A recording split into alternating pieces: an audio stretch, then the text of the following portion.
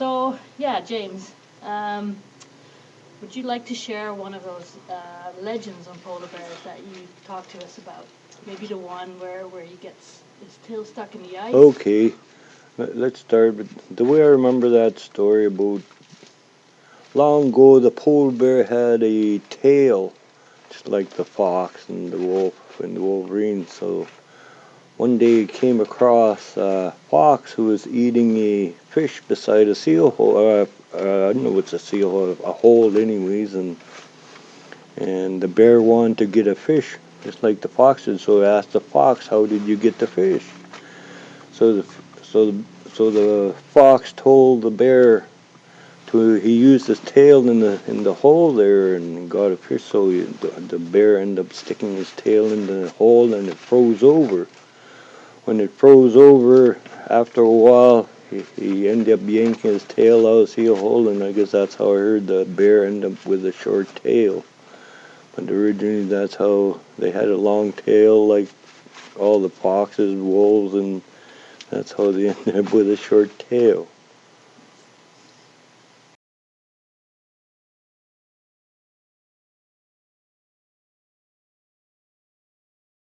Yeah, in my case, I wasn't. I was more into the serious side of polar bears because my dad was the ultimate polar bear hunter, right? So in my case, I didn't really hear so much legends or stories about bears. Only the facts, the cold hard facts, what it does, and stories are. Those are stories. Don't believe those, or whatever. Just give me the hard facts. Well, if you can survive this, what you do in front of a bear. Like, first of all, you never show fear and never ever panic and stuff like that. So,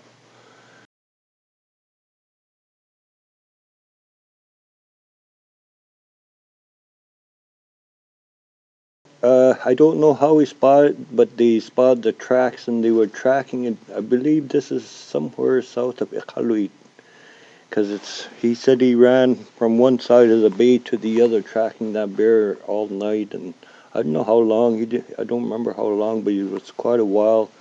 But when he caught up to the bear, he said he suddenly caught up to the bear, and the dog surrounded the bear. Instead, was still going forward in the momentum. That's when the bear sat on his sled, and for a split second, the bear was right in front of him, and he had to jump off to, just a bear's too close before he got it. But he said he suddenly caught up to that bear, and that's pretty close to be to a polar bear. That's one of his hunts. But the other times, he said on more than one occasion he caught up to a bear that was already killed because his dogs were polar bear hunters and his dogs were able to kill the bear before it got there. Like, they surrounded it. When you got enough dogs surrounding it, they'll grab it by the arse or anus there and hang on, and it'll swing using its weight, and it'll eventually pull the intestines right out. And he told me on more than one occasion, maybe a couple of times in his lifetime, that's why he figured he's caught up to his dogs when the dogs already killed the bear for him. But I remember his dogs were huge and powerful and fast and real crazy for polar bears, and so he was a real polar bear hunter.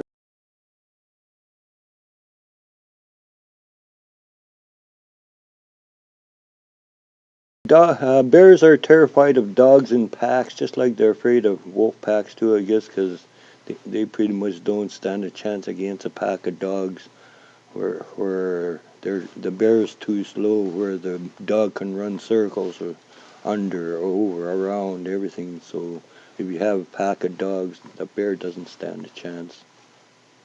And that's where, especially if you have a hunter, he used his dogs to be protected against the bear, and the hunter and dog would work together to get their prey, which every time there's a bear, even the dogs will get excited and they get new energy and become faster, and because that's what they were normally fed. And so anytime bears come around, the dogs would find extra energy to go, go, go, I remember about polar bears and dogs.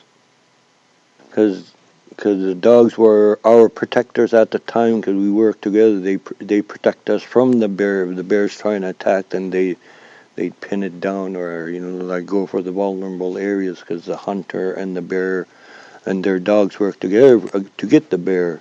It was not always the hunter alone. It was the hunter and his dogs. That depends on how many you cut loose or get loose, I guess. Like a lot of times, if you're in camp, they're already loose. So if you're traveling, then you're on a dog team, then you cut them loose. But if you're in camp, all the dogs are already loose.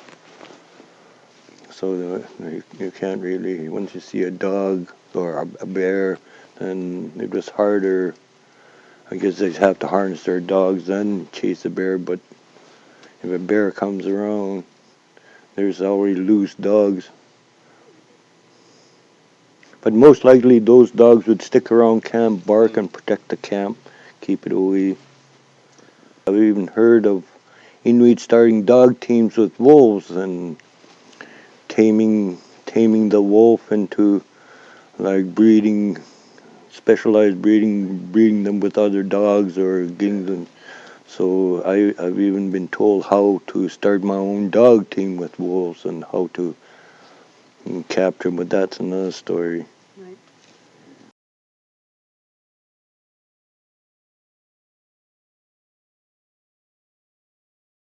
The dangerous animal it is, the fear it can instill, and how you must remain calm, and you can't fool around hunting these animals. You can't be overzealous, or you can't just hunt them because you want, In a sense, you have to be brave. You have to be, because you have to be more than the bear. Because if you're less than the bear, you become prey. So you're the hunter. You should be the top on top. Where according to the food chain, we're right on top. But the bear doesn't know that. So it can be very dangerous. It can be life-threatening if you're inexperienced. So you're not playing when you're hunting bears. We're not fooling around. This is not a game. We're not playing a game because we want to. So every time we're dealing with bears, it's very serious and deadly. So either the bear's gonna die or you're gonna die, or at times. So which has happened before. So Yeah. you had to be brave. You had to know the bear, not just anyone, especially around our area. If you came from the mainland, there's the lack of bears, and there's this people from the ocean who are more accustomed to bears. The mainland people would be more hesitant to go polar bear hunting, and where the ocean people are always familiarized with it and more aware of what it's capable of and seen more of it. So it all depends on who you are too. Every hunter is different. It depends on your confidence. It's very difficult to go miles away just to go get a bear or something, and you have to be able to. Depends on the time of year. Know how to read the ice. Know how to tell the weather. Take shelter during bad weather, anything, whatever comes up that nature throws at you, whether it be 40 below or gusting 100, you have to be prepared, and like they say, if you fail to plan, you're planning to fail. So for every trip you make, you plan as much as you can and hope for the best.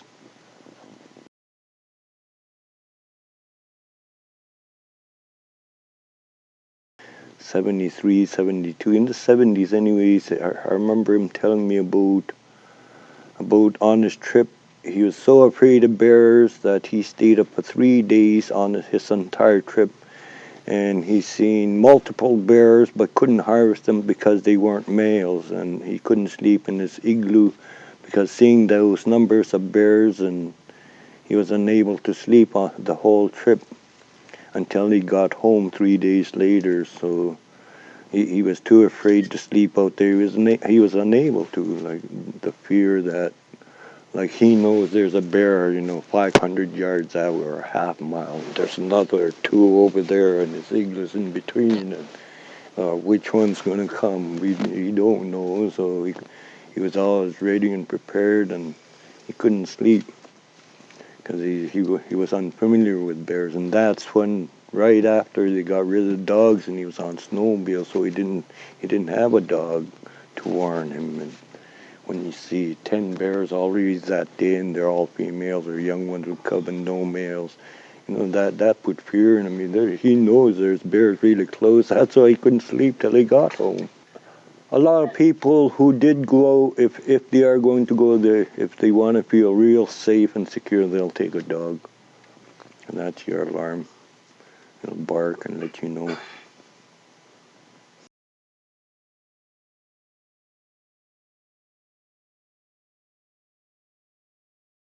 Not only our dogs, our family as well. We ate bear all the time, but a lot of times too. Back then, before the tagging, we try and get small bears like the 8-footer, the 7.5-footer, the young ones, because they're nice and soft, tender, and fat. The youngest bears were the softest, and most tender to eat, especially when they're fat. When they're not fat, they're not as appetizing, and I don't really see too many people eating skinny bears, where it was more for dog food. But most times we try and look for fat bears that are softer meat and not just the big trophy male bears that pretty much got the big bucks. And yes, right. Gifted towards a large male, and the bigger the male, the more money you get for it. So money was another big thing. For those who were not too well off, they went for the big money, for the big skins, where people with more flexibility would, I want a fat bear. I don't want a big bear. I want a tasty bear, because not everybody were successful hunters, or there was struggling hunters, successful hunters, all type of hunters. So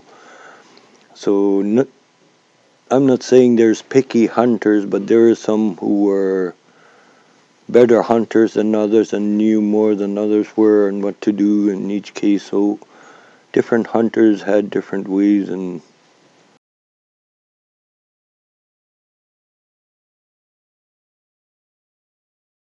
the biggest impact I've seen seems to be the traditional knowledge about hunting bears being lost to the younger generation. In a sense, for an example, it became my turn to get my bear, and I failed to get my bear at 16, and then the tagging system was included. Then they couldn't get my name drawn for years, so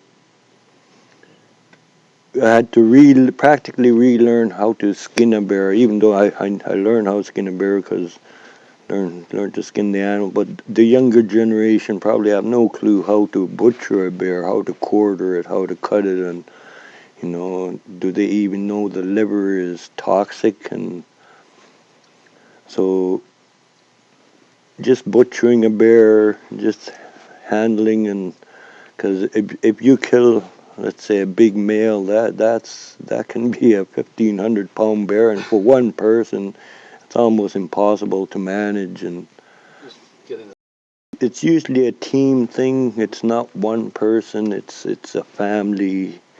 Families go and get that bear, not just one, maybe 2 or 3 at a time would help each other. It's a big beast, and you have more eyes and more ears and more for protection too. Because we are alone, you fall asleep, you can't rely on anybody but yourself. And when you're out there, you and whoever's with you, that's all you got. Yeah. That's all you got. It's you and your partner or your buddy, and nobody there, nobody else for hundreds of miles. And so, like I was saying earlier, you can't fool around when we're hunting bears. We have to know what we're doing out on land. We have to know all throughout the year when to travel, when not to travel, when it's safe, when it's not safe, where it's not safe. And all these things are learned by going out there, out on land, seeing with your own eyes, which a lot of younger people don't do because those areas are too dangerous to access. It's dangerous ice, dangerous currents.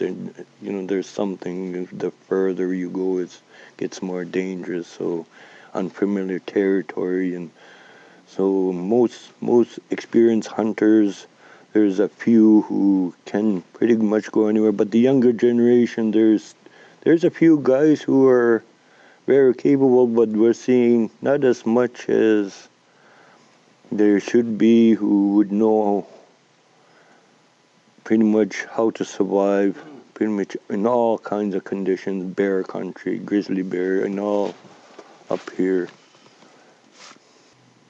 Because you don't know what a bear is going to do until you see it, and 9 times out of 10, it's almost like a dog where you can shoo and scare it away. It's that 1 in 100 that's the one you have to look out for, and that's 1 in 100 that has your name written all over. So the odds are, if you're up here, if you're in town, you don't got nothing to worry about. But if you go camping a lot and see a lot of bears, the odds increase of being attacked, and it's happened to quite a few people. And there's a few people who have their own bear stories, and practically all the elders been attacked by bears. So it's just a common story for our elders, and they all got their own bear attack stories, multiple times, and in some cases. So it was practically normal to be attacked. It's going to happen. You have to be prepared. You have to be ready. That's what you do. And we always had to be prepared for any unexpected situation. So especially in bear country, you have to be ready at all times with your snow knife, with your rifle. Like, for an example, you use your snow knife for a pillow. It's not just holding your clothes up. It's also right there when you wake up. If a bear crashes in, and put it beside you, it'll crash on top of you. So little things like that.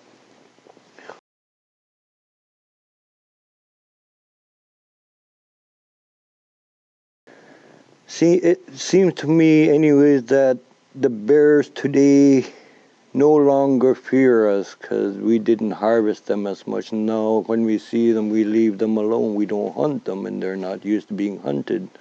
And now they're losing the fear of humans, and that's when there's seem to be more interaction, and they're getting closer because they're losing fear of us because we don't hunt them as much. Where back then we see them, we hunt them, and anything close where today they say we have to chase them off. If we don't chase them off, it'll come off our quota. And so the quota system I'm getting mixed up again. The quota system seemed to stop us, in a sense, from hunting bears the way we normally hunted bears, where we'd take a dog to go hunting, or where money became an issue, where outfitters and were taking over, in a sense, with our tags, and more, the grizzly bear outfitter they'd make more money off that than one bear. So we started trying to figure, okay, we only have 3 tags for the community. Maybe we get one that at least 50,000 will go towards our community, and that's 50,000 more than we could get from these meager tags. So the tagging system was critical at a time when the prices were at its prime, and it seemed we were the most affected for the longest time. And so in a sense, a lot of people lost interest in hunting bears because it's hard enough to get drawn, and then you get drawn, then equipment's an issue. And so it's not easy. We have to go probably 300-mile return trip if we're lucky, and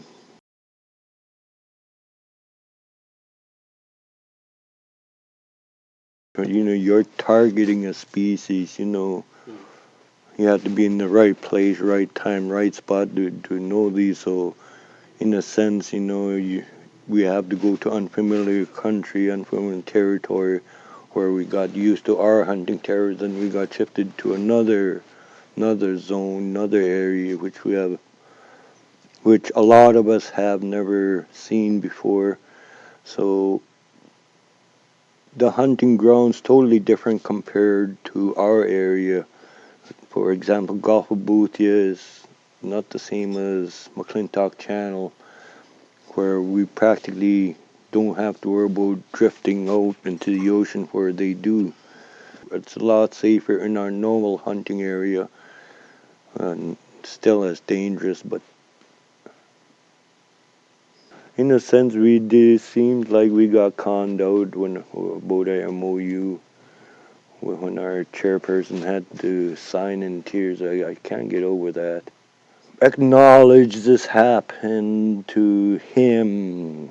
He was in tears and signing for our community to one meager tag, and that being acknowledged and heard and felt, and that's very painful to hear coming from that person, that respected elder, and practically brought a whole community to tears when he was telling us. So, if anything, I'd like to recognition for him in his name too, because he was the one that signed the MOU, and he's a very well respected elder named Jonathan Hicknick. He rest his soul, but he was a well respected elder, and his words were very heartfelt for our whole community, because he signed on our community's behalf, which with one arm tied in a sense, that or nothing. What are you gonna do? What would you do in this case? You want nothing? Go away. We got nothing. One, at least we got one, right? So he didn't have a choice. So at least it's brought to the light and known, and I don't know if it's been recorded, what's all been recorded. Oh, we're recording this now. So oh, yeah. Mm-hmm.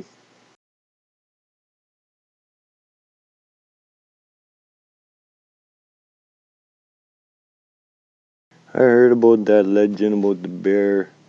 Originally used to have a long tail, just like the wolf and fox, Wolverine, that long tail. One day the bear came across a fox on the side, beside a hole eating a fish, and the bear wanted to ask the bear. The bear asked the fox, "How do you get the fish?" So the fish. The bear told the fish.